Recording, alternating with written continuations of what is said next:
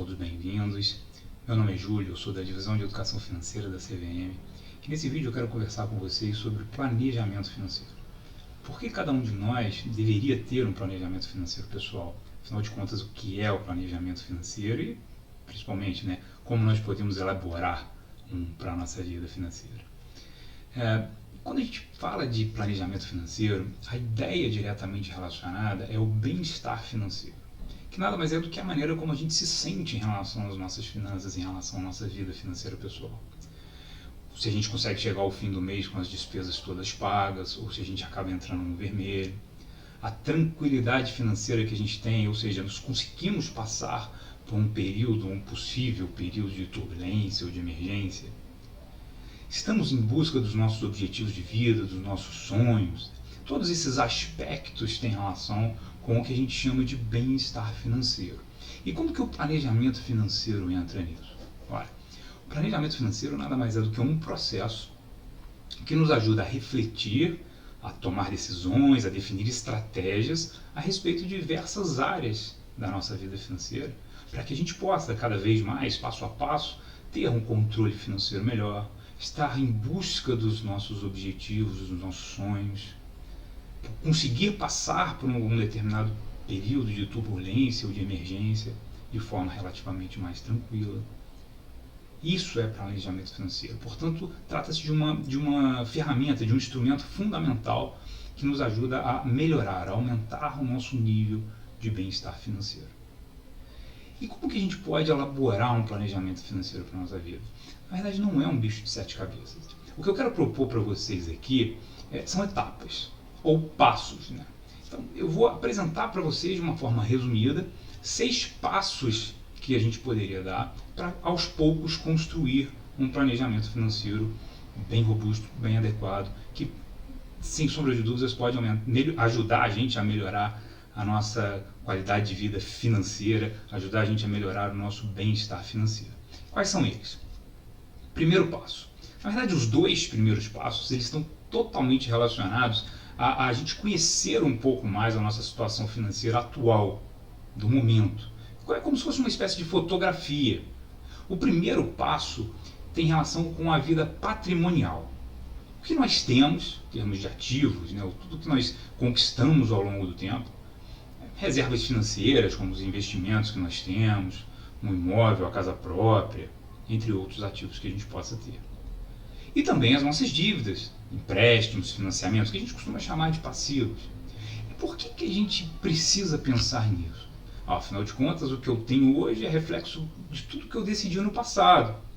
Mas nem sempre as decisões que a gente tomou no passado são as mais adequadas. Vamos pensar em investimentos, por exemplo. Talvez o mix de investimentos que eu tenha hoje não necessariamente reflita mais o que eu quero, os meus objetivos de vida. Então é sempre importante a gente reavaliar. A gente parar para pensar em termos de dívidas, empréstimos e financiamentos, isso também é válido.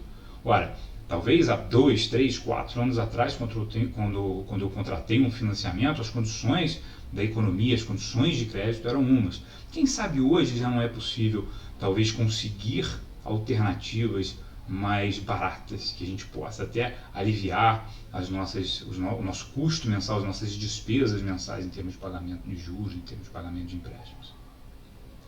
O segundo passo tem alguma relação, que também tem a ver com a nossa situação financeira atual, no nosso momento, mas mais relacionada a o que a gente chama de fluxo de caixa, ou receitas e despesas. Então o segundo passo é, pare durante um período para conhecer um pouco mais a fundo, quanto você ganha, de que forma você está utilizando as suas receitas. Anote da forma como você considerar mais simples ao longo de um período de 1, 2 meses, o quanto você ganhou, quanto você gastou em todas as suas despesas, sejam elas fixas ou variáveis, despesas com mercado, despesas com saúde, despesas com lazer. Isso é fundamental, A primeira importância que é clara quando a gente faz esse exercício de registrar as nossas despesas e as nossas receitas tem a ver com enxergar se o que a gente ganha está sendo suficiente para bancar o nosso estilo de vida. Ora, se por acaso a gente percebe que nós estamos gastando mais do que a gente ganha, estamos deficitários, né, na linguagem mais econômica, a gente já precisa parar e buscar uma reflexão de como resolver isso. Afinal de contas, a consequência disso seria um aumento de endividamento nosso ao longo do tempo. E, em contrapartida, pior bem-estar financeiro. Aquela pressão de todo mês ficar preocupado em como pagar as contas, começar a pegar novos empréstimos, o que vai aumentando as nossas despesas e dificultando cada vez mais a gente a construir reservas que podem nos permitir conquistar os nossos objetivos de vida e viver de uma forma mais tranquila. O terceiro passo tem a ver com reservas para emergências. Prepare-se para emergências. A gente não sabe o dia de amanhã. Infelizmente, momentos turbulentos, e o exemplo talvez mais prático nesse sentido é a hipótese de um desemprego, né, da perda do emprego e, consequentemente, da perda da renda. Quando a gente tem reservas financeiras, que a gente chama de reservas para emergências, o chamado colchão de liquidez, um colchão de emergência que pode nos ajudar a passar por um período de maior turbulência na nossa vida, a gente tem tranquilidade financeira, e a tranquilidade financeira é um componente essencial do nosso bem-estar financeiro. E como fazer isso? Pense em 6 a 12 meses do seu custo de vida, não precisa ser da sua receita. A gente sabe que tem pessoas que têm um custo de vida abaixo da receita. Pense em termos de 6 a 12 meses do seu custo de vida. Procure ao longo de um tempo constituir reservas para formar esse fundo de emergência, essa reserva para emergências. É claro, nem toda emergência, nem toda turbulência que a gente pode ver passar nas nossas vidas, ela pode ser suprida com reservas, né? Tem as questões patrimoniais, como o imóvel, o automóvel, tem questões talvez relacionadas à saúde, que envolvem um volume de recursos maior, mas para isso existem também os seguros, que vale cada um refletir, a considerar as peculiaridades da vida de cada um, né? Quarto passo: planeje-se para o futuro. Quando a gente fala em bem-estar financeiro, a gente não está falando só de controle financeiro e tranquilidade hoje, no presente. A gente está falando disso ao longo de uma vida. E lá na aposentadoria? E quando a gente começar a pensar na hipótese de parar de trabalhar ou de reduzir o ritmo e, consequentemente, a renda? Será que os recursos previdenciários que eu vou receber da parte pública, né, do governo, será que eles são suficientes para suprir o meu custo de vida na aposentadoria? Então pensem, reflitam, qual vai ser o meu custo de vida na aposentadoria? Lembrem-se que algumas despesas podem ser maiores, como por exemplo questões relacionadas à saúde. Claro, outras podem sair, mas é preciso ter um equilíbrio e ser bastante prudente no momento de definir o custo de vida na aposentadoria.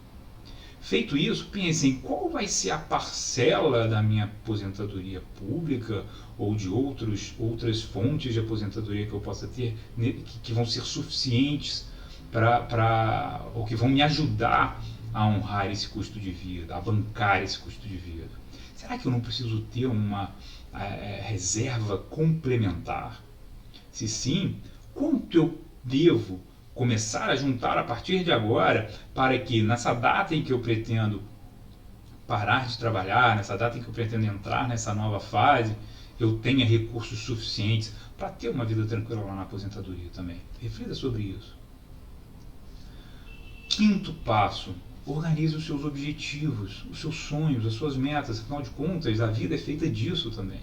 Todos nós temos objetivos, todos nós queremos em algum momento fazer uma viagem, adquirir a casa própria, pagar uma educação de melhor qualidade para os nossos filhos, lá na frente, lá no futuro, ou até mesmo para nós, abrir um negócio próprio. A gente poderia citar exemplos, cada família vai ter as suas prioridades. Organize essas prioridades, faça um levantamento de quanto custa cada uma delas, estabeleça metas de curto, médio e longo prazo e, enfim, calcule a reserva que você vai precisar para poder finalmente conquistar esses objetivos, não de uma vez, claro, mas ao longo do tempo, ao longo da vida, passo a passo. E por fim, como passo 6, como último passo, junte todas essas peças. A gente precisa, de alguma forma, de uma ferramenta para nos ajudar a organizar, a implementar e até mesmo a acompanhar esse nosso planejamento ao longo do tempo. E o instrumento, a ferramenta muito utilizada em finanças pessoais para isso é o que a gente chama de orçamento doméstico, que nada mais é do que uma planilha Excel, um site ou um aplicativo, qualquer ferramenta em que você consiga projetar para os meses seguintes. O ideal é que seja feito mês a mês, né, mas mínimo no período de um ano. O que você imagina, né, qual é a sua previsibilidade de receita, de que forma você precisa, ou o montante que você precisa reservar dessa receita em termos de reserva para as emergências, reserva para a aposentadoria, reserva para os seus objetivos e para os seus sonhos, e de que forma o restante você pretende, de que maneira que você pretende utilizar o restante dos seus recursos para o seu estilo de vida, para as suas despesas, para o local onde você mora, para a escola que o seu filho vai estudar, de que maneira você vai utilizar os seus recursos para o lazer e assim por diante. E essa ferramenta, o orçamento doméstico, é uma ferramenta essencial e não basta fazer uma vez, né? O importante é que mês a mês você vá acompanhando para avaliar se você está conseguindo cumprir aqueles objetivos que foram previamente definidos e também para que periodicamente você possa reavaliar. A vida ela é dinâmica, né? A gente não adianta achar que vai fazer um planejamento financeiro hoje e que ele vá perdurar para o resto da sua vida. E, nesse sentido, feito um planejamento financeiro, lembre-se de periodicamente reavaliá-lo, pelo menos uma vez ao ano. Pelo menos uma vez ao ano é o indicado. E busque fazer isso junto com a sua família. Para quem tiver interesse, nós temos na CVM uma publicação que você pode fazer um download gratuito no portal do investidor, que é o Guia CVM de Planejamento Financeiro. Além de detalhar um pouco mais cada um desses passos que eu apresentei para vocês, nós disponibilizamos também uma planilha de apoio que pode ser útil para quem quiser partir de um planejamento financeiro apoiado por uma planilha. Mas também, claro, existem vários aplicativos hoje que nos apoiam, que nos ajudam nisso. É isso, espero que você tenha gostado e que você comece a partir de agora a pensar no planejamento financeiro pessoal para você e para sua família. Até logo!